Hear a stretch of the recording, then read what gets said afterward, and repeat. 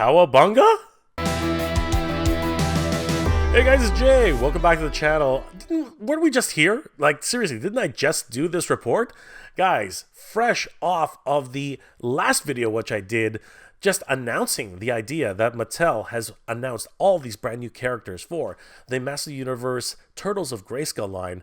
Now we're getting the full reveals, for the most part, solicitation photos of the figures themselves, thanks to our good friends over at toyark.com. Guys, let's take a deep dive into this and see exactly what toyark.com was able to unveil to us today for the Master Universe Turtles of Grayskull.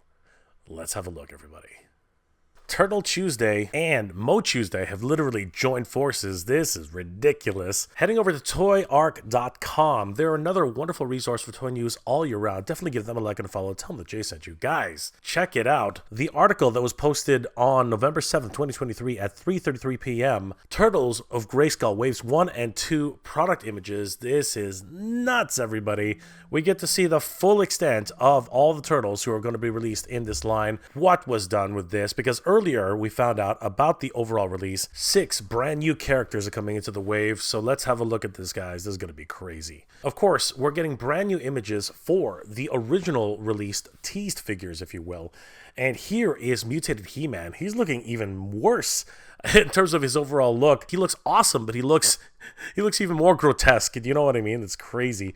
Now, it's interesting to see with these new photos that this doesn't look like translucent plastic. I wonder if this is an earlier prototype, and if this is a cast plastic, which they're deciding which way to go. That's what's really kind of interesting on this level.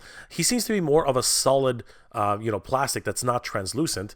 But if we look at some of the other solicitation photos, we can see that these ones do show more of a translucent effect. I mean, you can actually see through the plastic in some instances. So it's going to be interesting to see what they decide to do with these, because many of the other figures also seem to have this sort of effect. As a matter of fact, you can see here that because he's got the opaque hair, the back of the head here looks a little bit more dark.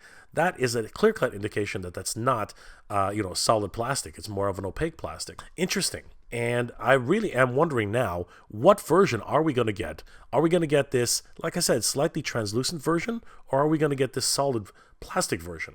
Very, very interesting to see this overall. Leonardo comes packaged here with everything that's already available and that we've seen pretty much on every single solicitation so far. But it's interesting to see with these new photos his gimmicks and how they actually work with the figure itself. For example, we do know that both swords are removable, and we also have an inkling or an idea that they can join together. Confirmed today, as you can see here, Leonardo's holding the single version of the power sword, but both halves joined together, because we can now see that both guards are actually present and a full pommel is at the bottom.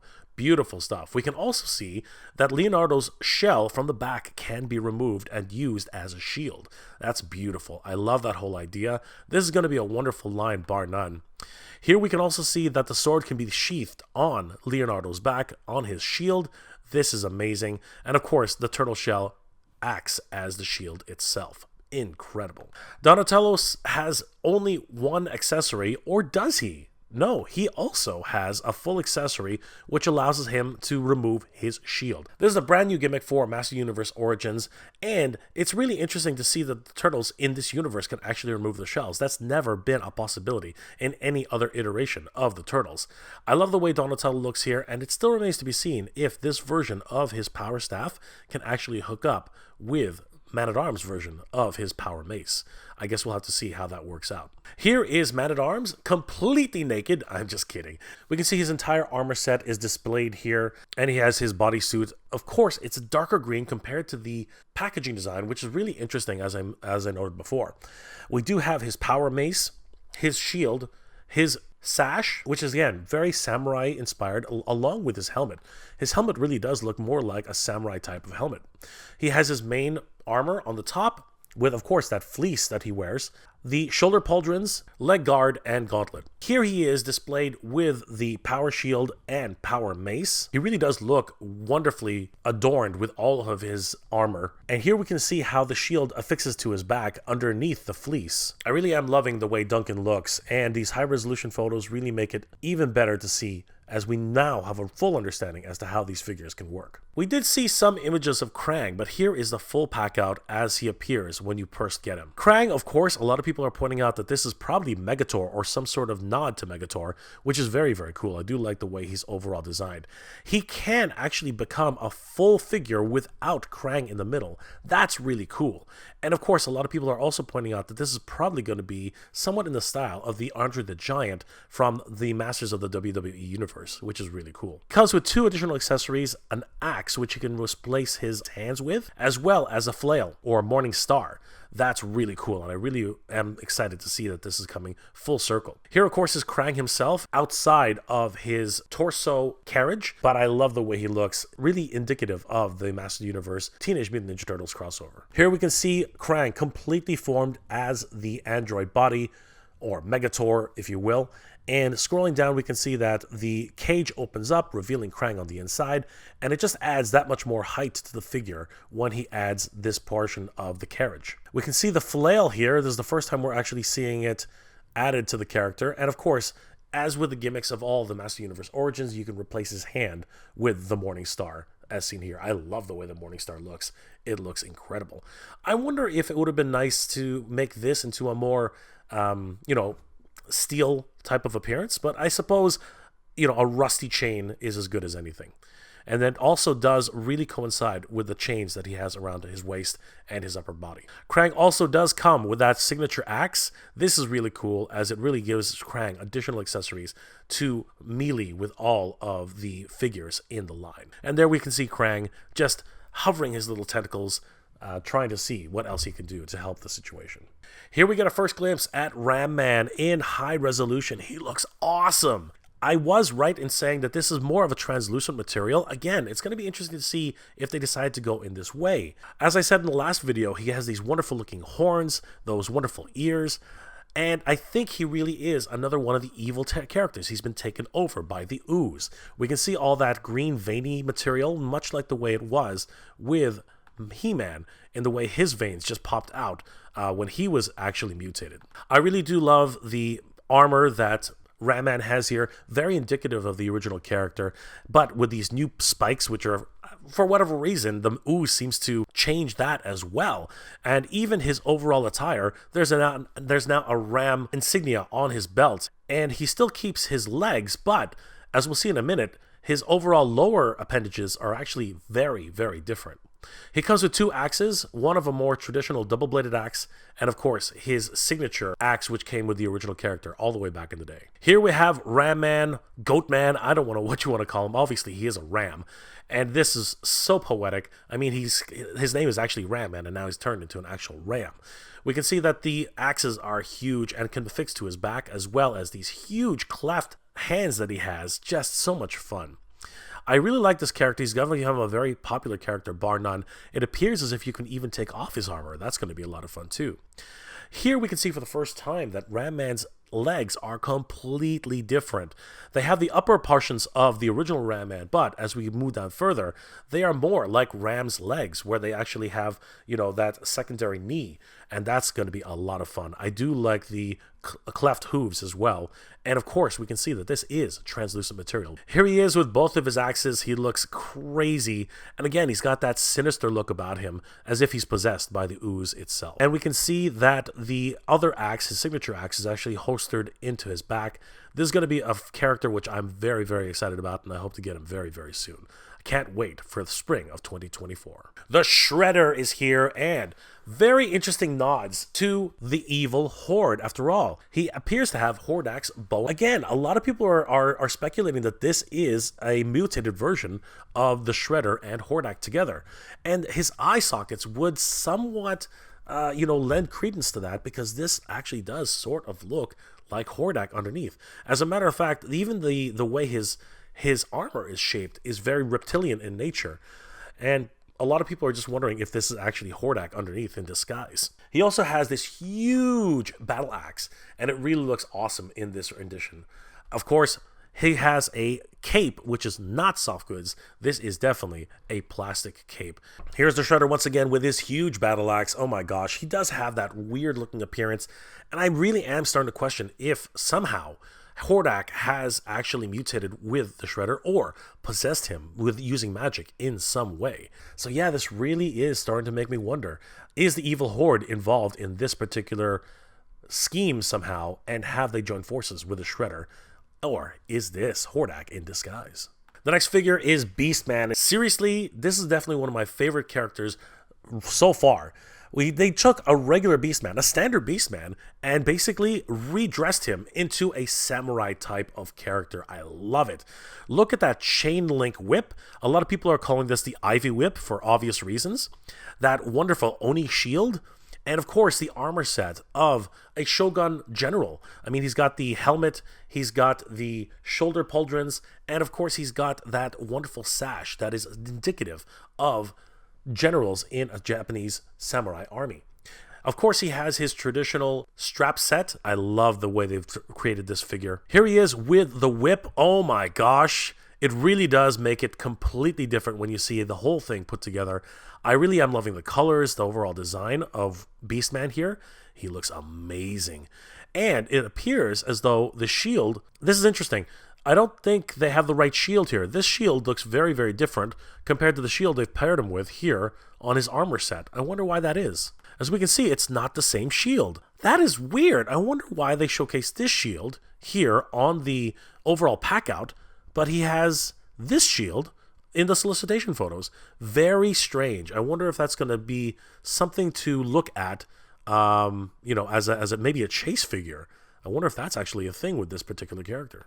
Here he is again with all the armor and the segmented whip. As we can see here, he does not have anywhere to holster any of his weapons, but he can remove all of his armor at will, and this is going to be a lot of fun to get this character, as I really am looking forward to getting many of these characters in the line. There he is, everybody, the one we've really been waiting for. It is Raphael, the Bruiser, who literally is taking over for Ram Man. I mean, he literally has Ram Man's helmet, Ram Man's armor, even a shoulder pauldron, which is indicative of a armor for Eternian guards.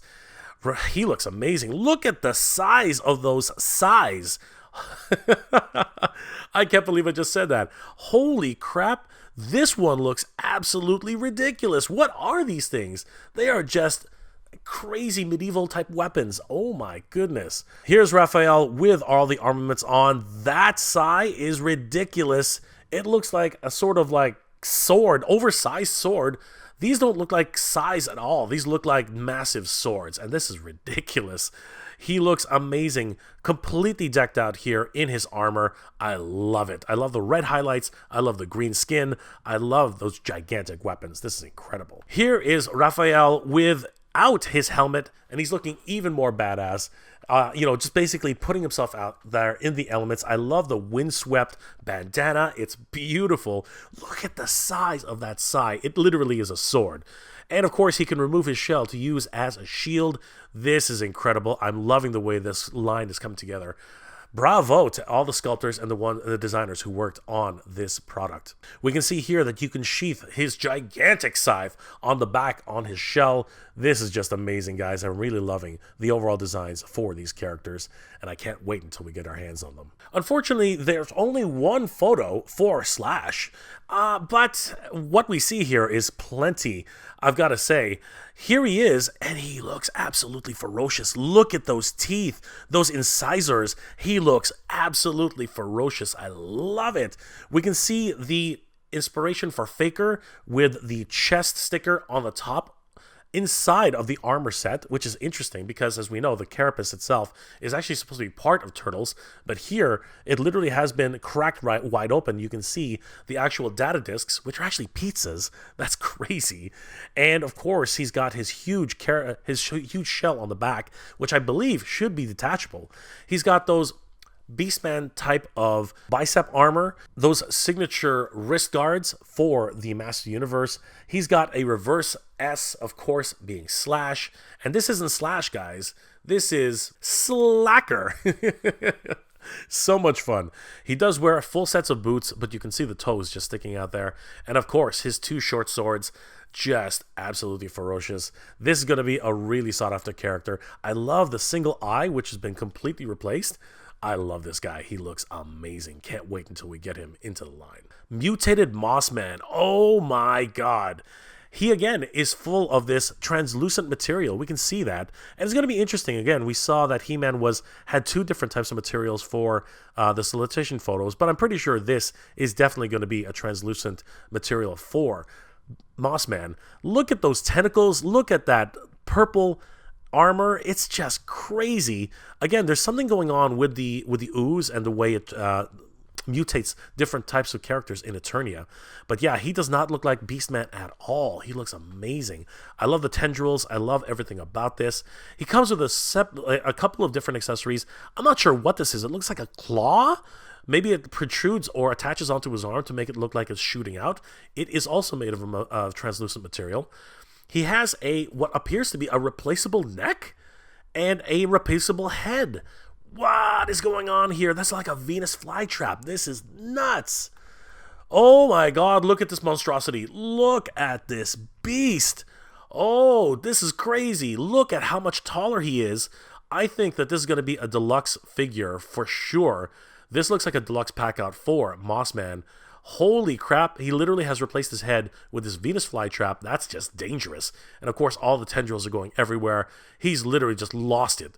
And is there any way to save Moss Man from this gnarly fate? This is ridiculous. There he is again. It looks more like, the way it's attached here is more like a gun, but I think the idea is it's more part of his hand. It's a bit of a compromise, but I don't mind that. Actually, I would have really preferred if you actually just removed his hand and actually replaced it with this protrusion. I wonder if that's at all possible, because it looks neat, but I don't know, just having it as more of a gun attachment doesn't really fall in line with the character himself. Those feet are like roots. I really love the way this looks like a brand new sculpt from the ground up. This is absolutely bonkers. Here he is, and you can attach his, I guess, head onto his arm as a shield. This is crazy, guys. I love the new head sculpt. I love the colors. Again, all of these wonderful good guy characters, they've all been possessed or mutated into evil characters, I guess, by the Evil Horde and the Shredder. Here we can see how the tentacles attach to his armor strap. This is beautiful. I love the overall design with these characters. And last but not least, we have Trapjaw combining himself with Mouser's, becoming Mouse Jaw. This is awesome, guys. This is just crazy. Something I never expected to happen, but it looks so good now that I look at it. Oh my gosh, look at this Pac-Man style head. I love it. I love the green coming out of the white. It's just so ridiculous. I love the new armature. I love the fact that it's all white with Baxter Stockman type of technology. He's got a flame effect, which can just hook on right to this arm attachment. He's got this signature blue skin, that wonderful belt now with turtle heraldry. And he's got those crazy new legs, especially with the Mouser feet. I love it. And look, he comes with a full-size Mouser. That Mouser is huge. Oh my god, this is crazy. What a wonderful pack out. Here he is, and this is weird. As I said, is this an early Easter egg telling us what else is coming down the line? Because in the original pack out, I don't see that axe. That axe isn't anywhere to be seen. So does that mean that this is an early indication or a clue as to who might be next? Roboto, hello. This is awesome. We can see the Mouser here just waiting to chomp down on anything. He looks amazing. Oh my god, I just love the way these two are paired together. He's got a little familiar, man. It's really, really fun. Oh, this is just excellent. There he is. Again, that is an attachment for Roboto. Come on. Are you really teasing us, guys? I think these are early teases for Roboto, who might be coming into the line. This is awesome, everybody. Holy crap. I can't wait until we get these guys into our hands. There is a back shot of Mouse Jaw. Man, this guy's cool. He's even got a hand and a new arm. Wait a second. What's going on here? Where is that arm coming from? Are you telling me he comes with even more pieces? This is weird, everybody. This is just strange. Like, that's not something in the solicitation. I don't see any extra arms. I don't see anything. What is going on here?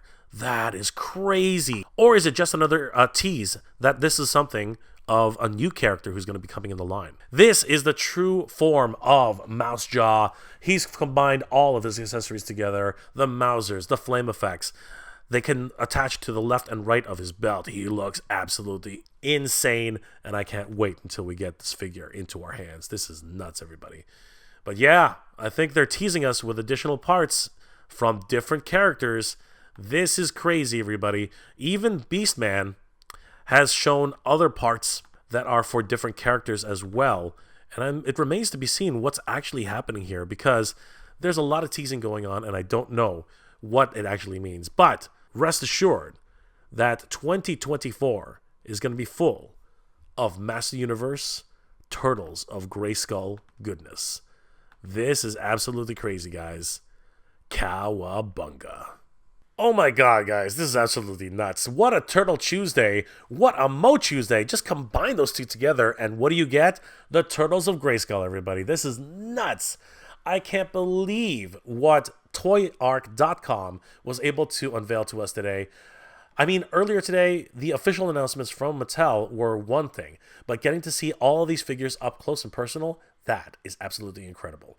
I am super stoked for Moss Man, Beastman, Mousejaw, Shredder, and of course, Raphael. These guys are absolutely ridiculous.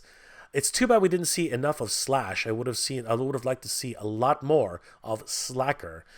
And I gotta tell you guys, Krang is looking pretty beastly in and of himself. Let me know in the comment section below, guys, what are your thoughts about these brand new solicitation photos, and which one of these figures is your absolute favorite? Are you guys going to be putting down your money for these figures that are going to be announced for spring of 2024? Are you guys excited for these brand new features now that you can see high resolution detail for all these characters proper?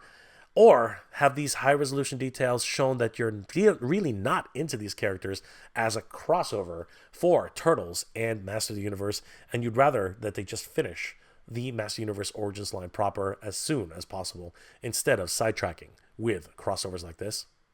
Let me know those comments in the comment section below, guys. If you enjoyed this episode, guys, please do leave me a like. It really does help me out. I hope you're all doing well, staying safe. And as always with everybody, thank you very much for watching. Pizza power, everybody! Good journey. Geek proud. I want to give a huge shout out to all my Patreon and channel member supporters. Thank you so much, everybody. It's thanks to your support that this channel continues to grow, and I really could not have done this without you. You guys are the best. Thank you so much for your support, guys. It really means a lot and really helps the channel to keep growing.